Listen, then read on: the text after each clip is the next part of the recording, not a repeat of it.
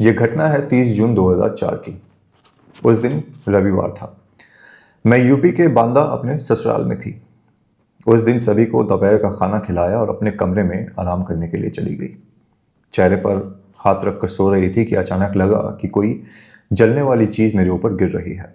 उठी तो देखा कि मेरे पति ने मुझ पर तेजाब डाल दिया था। उठकर घर से बाहर भागी तो पति ने मेरा ब्लाउज पकड़ लिया। तेजाब गिरने से ब्लाउज जल चुका था। वह मेरे शरीर से निकल जाता है। फिर उन्होंने मेरी साड़ी खींची। मैंने साड़ी उतार कर फेंक दी। शरीर पर बस पेटीकोट बचा था। सड़क पर नंगे तन दौड़ने लगी। 9 साल की मेरी बेटी मेरे पीछे पीछे भाग रही थी। लोग ऐसे देख रहे थे मानो कोई तमाशा लगा हो। लोगों से मदद की गुहार लगाई लेकिन कोई मेरे पास मदद करने के लिए आया नहीं। मैं बहुत दर्द में थी। बेटी से किसी रिक्शे वाले को बुलाने को कहा। वो तुरंत उसे बुला कर लेके आती है। हम एक प्राइवेट हॉस्पिटल पहुंचे लेकिन डॉक्टर्स ने वहां पे इलाज करने से साफ मना कर दिया।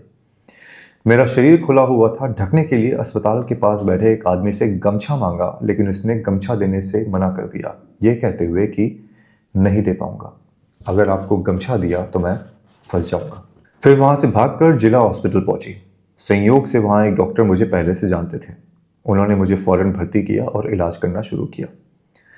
3 दिन बाद मुझे इलाहाबाद के एक हॉस्पिटल के लिए रेफर कर दिया गया। वहां पहुंची तो पता चला कि मेरे पति भी उसी अस्पताल में एडमिट हैं। उन्होंने वही तेजाब पीकर अपना गला काट लिया था। वहां उन्हें मेरे ससुराल के लोग देखने पहुंचे थे लेकिन मेरे पास मुझे देखने के लिए कोई भी नहीं आया था। इलाज के लिए एक पैसा भी नहीं दिया।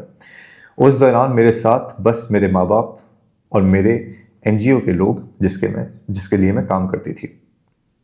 5वें दिन बाद मेरे ही वार्ड में मेरे पति की मौत हो गई। कसम से उस दिन मेरी आंख से एक बूंद भी आंसू का नहीं गिरा। ये सोचकर घिन आ रही थी कि उन्होंने पति होने का फर्ज नहीं निभाया, मुझे मौत के मुंह तक पहुंचा दिया। बस यही सोच रही थी कि अब अकेले हो गई हूं। उनके अंतिम संस्कार में भी नहीं जा पाई। जब थोड़ी ठीक हुई तो एक दिन मेरे वार्ड में एक औरत तैयार हो रही थी। उसके हाथ में शीशा था। मैंने उनसे शीशा मांगकर अपना चेहरा देखा तो मेरे होश उड़ गए। वह काला हो गया था और चमड़े चिपक गए थे। इसे हमेशा के लिए बर्बाद कर दिया गया था। उस दिन डॉक्टर्स से कहा, मुझे जहर दे दो, अब जीकर क्या करोगी, मेरे बच्चे अब मुझे नहीं पहचानेंगे। तो डॉक्टर ने कहा, ऐसा नहीं है, आप घर जाइए। माँ का चेहरा जैसा भी हो बच्चे पहचान लेते हैं और अपनी माँ से प्रेम करते हैं। वहाँ मेरा इलाज 3 महीने तक चला था। ठीक हुई तो ससुराल फ़ोन किया और ससुर से घर ले चलने को कहा लेकिन उन्होंने साफ कह दिया कि अब हमारा तुमसे कोई रिश्ता नहीं है। तब फिर एक बड़ा झटका लगा। सोचा कि वो ऐसा कैसे कह सकते हैं, कहाँ जाऊंगी। उसके बाद इलाहाबाद के ही एक ईसाई अनाथालय में गई। वहाँ 3 महीने रही लेकिन अच्छा नहीं लग रहा था। फिर लखनऊ अपने मायके आ गई। यहाँ एक अखबार लहरिया के लिए काम करने लगी। कुछ महीनों तक काम किया। थोड़े पैसे जमा हुए तो लगा कि अब बच्चों को अपने साथ रख सकती हूँ। उस दौरान मेरे बच्चे ससुराल में थे।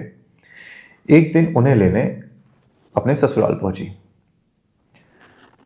उस दिन जब बच्चों ने पहली बार मेरा चेहरा देखा तो सन्न रह गए। तब मेरी एक बेटी जो कि 9 साल की थी, दूसरी 8 साल की और बेटा 3 साल का था। उन्हें लेकर मैं लखनऊ आ गई। बेटियां बड़ी थी इसलिए वो मुझे देखकर ज़्यादा परेशान तो नहीं होती थी लेकिन बेटा अक्सर डर जाता था और रोने लगता था। मेरे सामने आने पर थर थर कांपने लगता था। वही बेटा जिसे मैंने अपनी कोख से जना था। चमड़े चिपके हुए, होठ जला हुआ और आंखें धसी हुई। एक दिन मेरा बेटा पास आया और मेरे चेहरे पर हाथ फेरते हुए पूछा, मम्मी ये क्या हो गया। उस वक्त मैं रोने लगी और वो भी। अब जब आते जाते लोग मेरा चेहरा मुड़ मुड़ कर देखते हैं। पहले तो इसे ढक कर चलती थी लेकिन लोगों के टोकने से तंग आकर ढकना बंद कर दिया।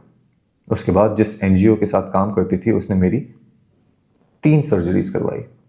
अब जाकर ये कुछ ठीक हुआ है लेकिन सोचती हूँ जब तक मरूंगी नहीं तो तब तक ये दर्द हमेशा मेरे साथ रहेगा।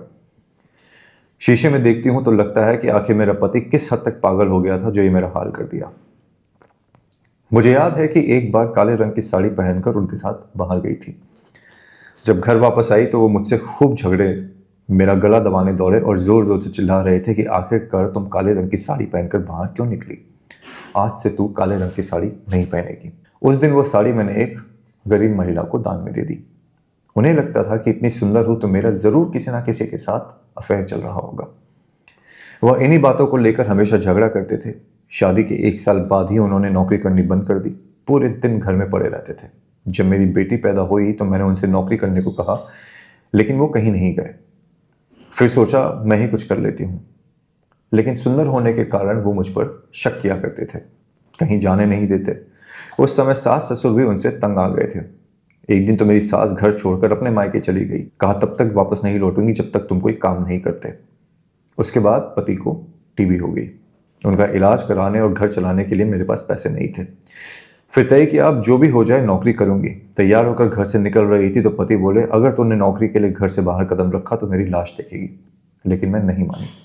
एक एनजीओ में जाकर बात करी और वहां पर नौकरी करने लगी। उसके बाद मेरे पति मुझसे हर रोज झगड़ने लगे, लेकिन वो चेहरे पर तेजाब डाल देंगे ये मैंने कभी नहीं सोचा था। पहले पता होता तो उनका इलाज ही न करवाती और गंगा जी में ले जाकर धक्का दे देती। अब सोचती हूँ कि अच्छा ही हुआ। उन्होंने भले ही मेरा चेहरा जला दिया हो, पर जिंदगी सुकून से तो है। अपने पैरों पर खड़ी हूँ। जो मन करता है पहनती हूँ, जो मन करता है खाती हूँ। वो होते तो सारी जिंदगी झगड़ा ही करते। आज मेरे तीनों बच्चे पोस्ट ग्रेजुएट हैं। एक बेटी तो मॉडलिंग कर रही है। ऐसी कई कहानियां इंटरनेट पे आपको मिलेंगी। ऐसी कई कहानियां जहां पे मर्दों ने अपने शक की वजह से महिलाओं के ऊपर अत्याचार किए हैं। ऐसी कई कहानियां जहां पे मर्दों ने आज भी पढ़ा लिखा होने के बावजूद महिलाओं को उनके हक से वंचित रखना बेहतर समझा है। Instead of trying to make sure कि एक जीवन साथी जो उनकी जिंदगी में मदद कर सकता है, जीवन को और अच्छा बनाने में, घर को और खुशहाल बनाने में, संपन्न बनाने में, वहां पे मर्दों ने आज भी कुछ मर्दों ने ये डिसीजन ले रखा है कि घर की ये महिला घर के बाहर कदम नहीं रखेगी। अगर सुंदर है तो अफेयर चल रहा होगा, किसी ना किसी से बात कर रही होगी, बाहर निकली तो बच्चों पे ध्यान नहीं देगी। जब आप किसी को अर्धांगिनी कहते हो, उसका मतलब ये होता है कि वो सिर्फ और सिर्फ आपके शरीर की अर्धांगिनी नहीं होती, आपके जीवन की अर्धांगिनी होती है। And it includes every possible thing जो आपकी ज़िंदगी को सुखदायी बनाने में एक कंट्रीब्यूशन दे सकता है। पर कुछ मर्द अभी भी ये सोच रहे हैं कि लड़कियों को दबाना, लड़की को ऑप्रेस करना, सप्रेस करना मर्दानगी का एक बहुत बड़ा सबूत है। Of course there are a lot of cases जहाँ पे ये जो सूडो फेमिनिज्म भारत के अंदर अचानक से जागरूक हुआ है, उसकी वजह से काफ़ी दिक्कतें आ रही हैं। लेकिन इसका मतलब ये नहीं है कि हर महिला गलत है या महिलाओं के हक की बात करने वाली हर महिला का कोई छुपा हुआ एजेंडा है। सही चीज़ को सही कहना और गलत चीज़ को गलत कहना ये जीवन का सबसे बड़ा, सबसे इंपॉर्टेंट स्टेप है, जो मेरे ख्याल में काफ़ी लोग मिस आउट कर रहे हैं। सवाल यहां पे ये भी उठता है कि अगर एक पति को अपनी पत्नी के ऊपर शक था, the best decision that he could have taken probably was तलाक दे दो। अगर आप पत्नी पे यकीन नहीं रख सकते, उसका साथ नहीं निभा सकते या नहीं चाहते कि वो स्वावलंबी बने, तो आपका कोई अधिकार नहीं बनता है उसके साथ रहने का या उसकी ज़िंदगी को दबा के रखने का। औरत को बच्चा पैदा करने की मशीन समझने की गलती ना करें।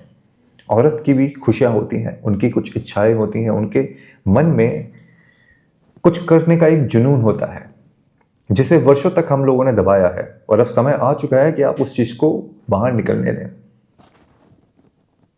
गलत महिलाएं हर जगह मिलेंगी।